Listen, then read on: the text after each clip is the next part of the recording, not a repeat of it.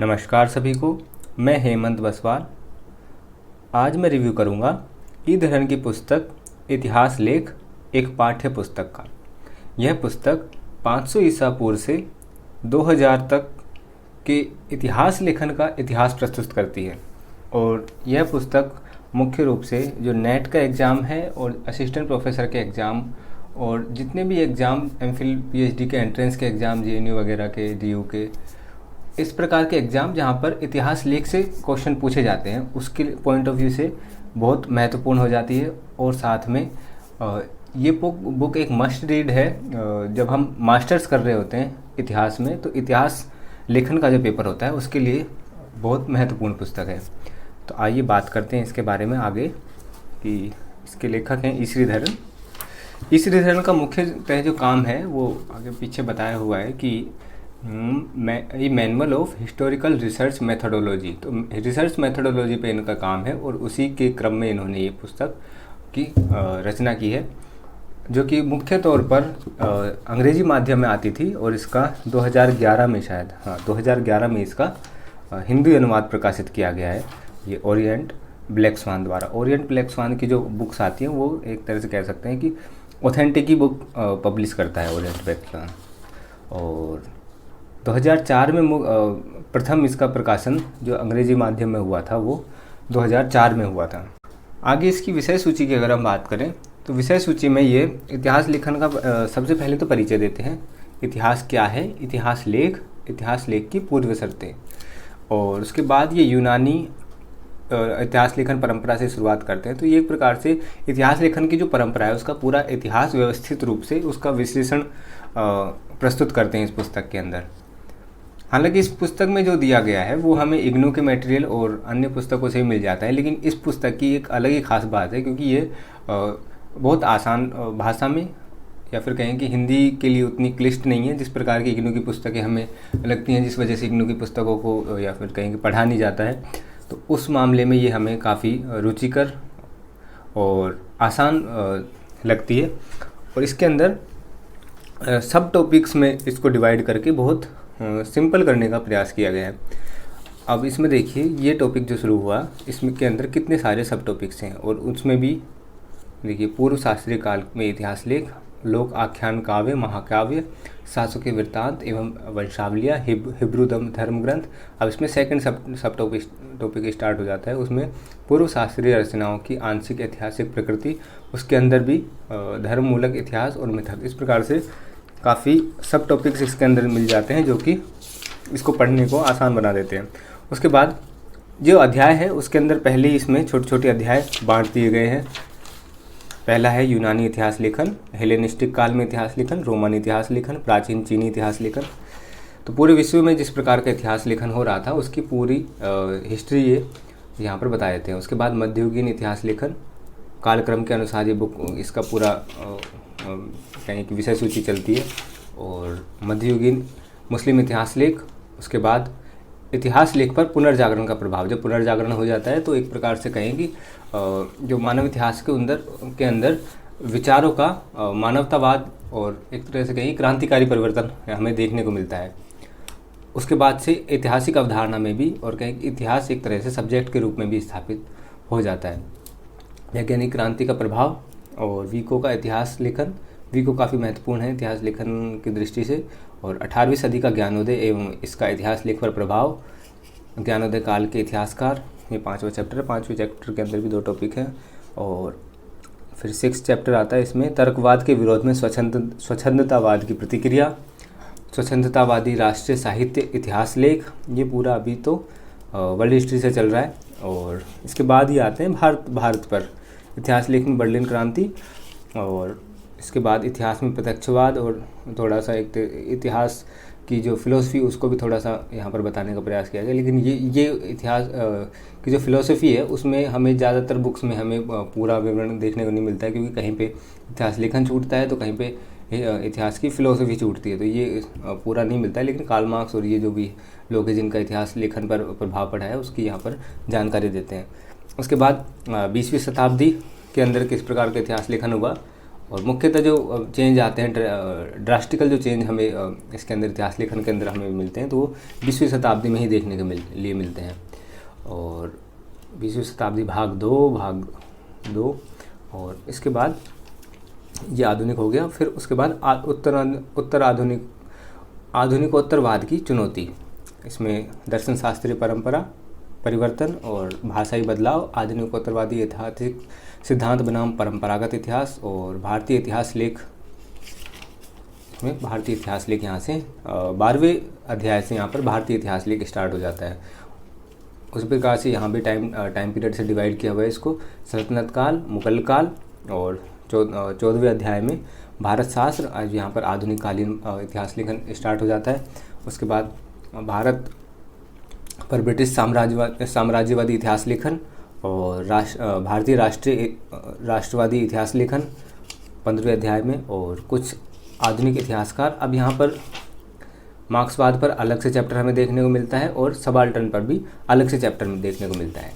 और जब हम इतिहास लेखन को पढ़ते हैं तो एग्ज़ाम पॉइंट ऑफ व्यू से हमारे लिए भारतीय इतिहास लेखन सबसे महत्वपूर्ण हो जाता है। तो 12वें चैप्टर से लेकर के, और ये 12वां, 13वां, 14वां और लास्ट चैप्टर तक ये सबसे ज़्यादा महत्वपूर्ण बुक हो जाती है। तो बुक के करीब एंड में 277वें पेज से लेकर और करीब 400वें पेज तक, या फिर 450 पेज तक हमें जो विवरण है वो काफ़ी ज़्यादा महत्वपूर्ण है एग्जाम पॉइंट ऑफ व्यू से।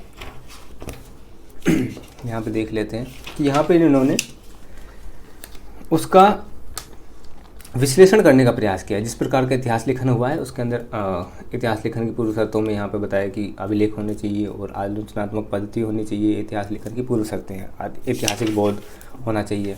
और इसी तरह से जब किसी लेखक के बारे में भी ये वर्णन करेंगे तो वहाँ हमें इस प्रकार से दिखाई देगा। ये पुनर्जागरण है तो उसकी विशेषता यहाँ पर बताई हुई है।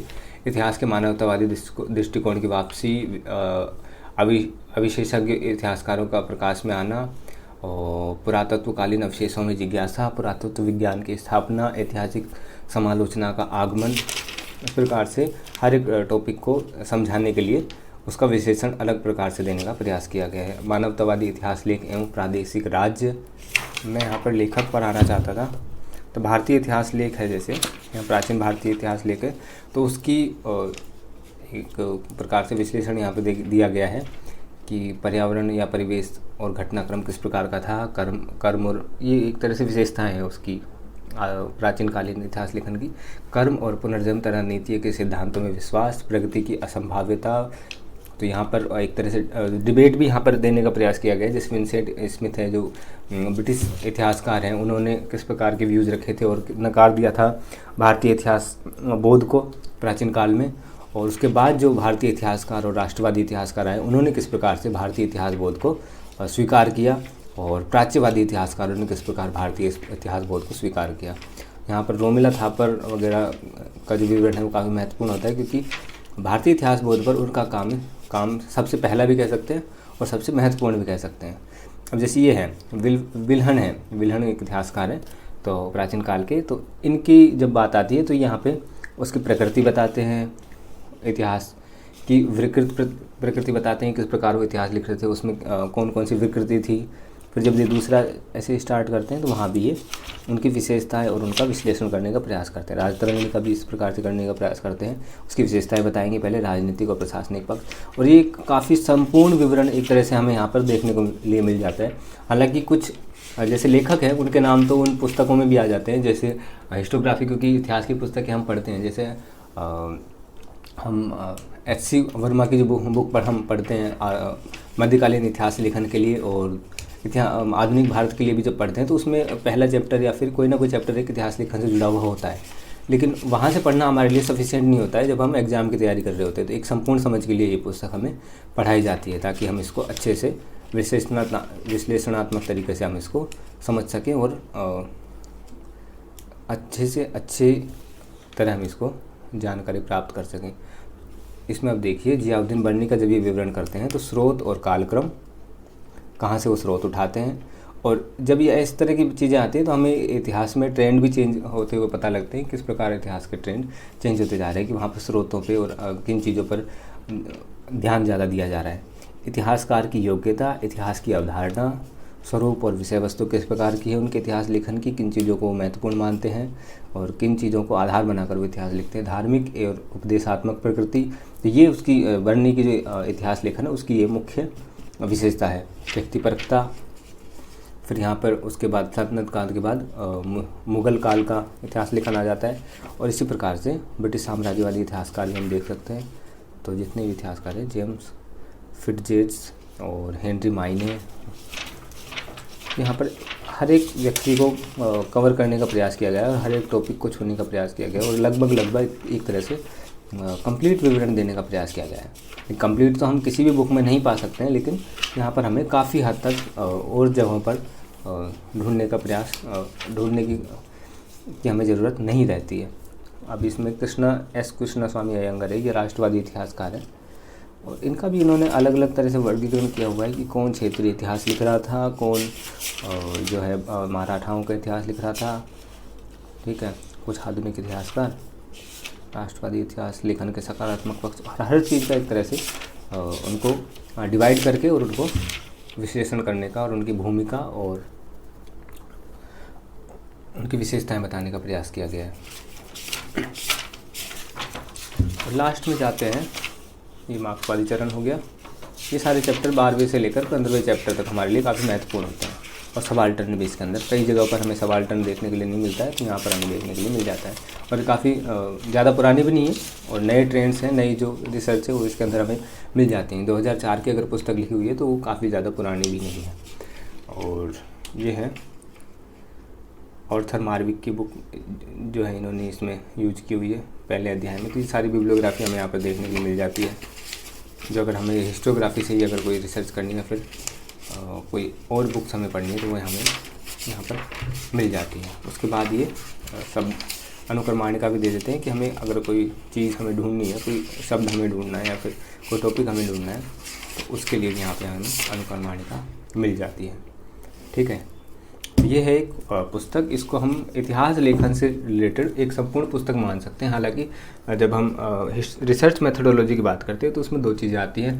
पहला इतिहास लेखन, तो इतिहास लेखन के लिए एक पूरी पुस्तक है जो कि काफ़ी सफिशिएंट है और कंप्लीट कह सकते हैं इसको। और दूसरी बात आती है इतिहास की फ़िलोसफी की। तो भारतीय इतिहास लेखन के संदर्भ में जब ये हम देखते हैं तो ये एक तरह से भारतीय इतिहास को भी कवर करके कंप्लीट करने का प्रयास करते हैं। बाकी हमें एमए में तो आरजी कोलिगवुड की भी आइडिया ऑफ हिस्ट्री प्रेफर की जाती थी, लेकिन उसके अंदर भारतीय इतिहास लेखन अनुपस्थित होता था। तो वो पर्टिकुलरली जो विश्व इतिहास लेखन है पूरा, इसमें यूनानी, रोमन और ये सारी चीज़ें ये हमें उसके अंदर देखने के लिए मिल जाती थी। तो भारतीय इतिहास पर उस पर इतना ज़्यादा विवरण हमें नहीं मिलता है, लेकिन जब हम संपूर्ण तरह से इतिहास लेखन की बात करते हैं तो उसमें ये पुस्तक काफ़ी महत्वपूर्ण और एक तरह से कहें काफ़ी अच्छी पुस्तक हमें देखने के लिए मिलती है। तो ये पुस्तक आप पढ़ सकते हैं। जनरल रीडर्स के लिए मैं नहीं कहूँगा कि ये ठीक होगी, क्योंकि काफ़ी सारी चीज़ें उनको छूट भी जाए, लेकिन भाषा इसकी आसान है तो वो पढ़ भी सकते हैं, उन्हें समझ आ सकती है अगर उनको पढ़ने की आदत है तो।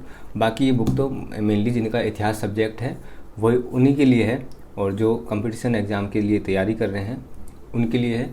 तो उनके लिए एक तरह से हम सर्वश्रेष्ठ या फिर कंप्लीट बुक कह सकते हैं इतिहास लेखन के संदर्भ में। इतिहास की फ़िलोसफी के लिए उन्हें दूसरी अन्य बुक पर जाना होगा या फिर किसी गाइड की सहायता लेनी होगी, या फिर इग्नू का मटेरियल वगैरह कोई देख सकता है, या फिर ई एच कार की बुक है। लेकिन ई एच कार की बुक जो है वो कंपटीशन एग्ज़ाम्स के लिए एक तरह से कंप्लीट नहीं रहती है, कोई काफ़ी पतली भी है और इसमें इसकी भाषा इस प्रकार की कि समझ में नहीं आता है, पढ़ते जाते हैं और भूलते जाते हैं इसको।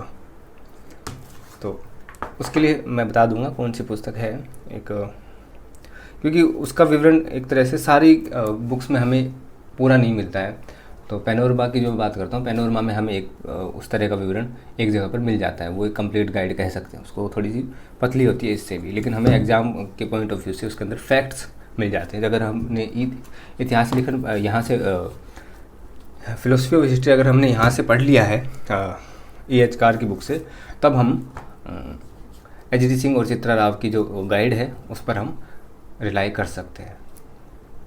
बाकी मैं और भी बुक रिव्यू बनाता रहूँगा, और जो इतिहास लेख पर मेरा जो कोर्स चल रहा है उसको आप देख सकते हैं, उसका मैंने लिंक भी डिस्क्रिप्शन में डाल दिया है। और इसके अलावा जो बुक रिव्यू मैं कर रहा हूँ वो भी आप देख सकते हैं, उनकी सबकी मैंने एक प्लेलिस्ट बनाई हुई है। बाकी वीडियो देखने के लिए धन्यवाद। इसको चैनल को सब्सक्राइब कीजिए, लाइक कीजिए और बेल आइकन को क्लिक कीजिए ताकि नेक्स्ट बुक जिसका मैं रिव्यू करूँ उसका नोटिफिकेशन आपको पहले ही मिल जाए। धन्यवाद।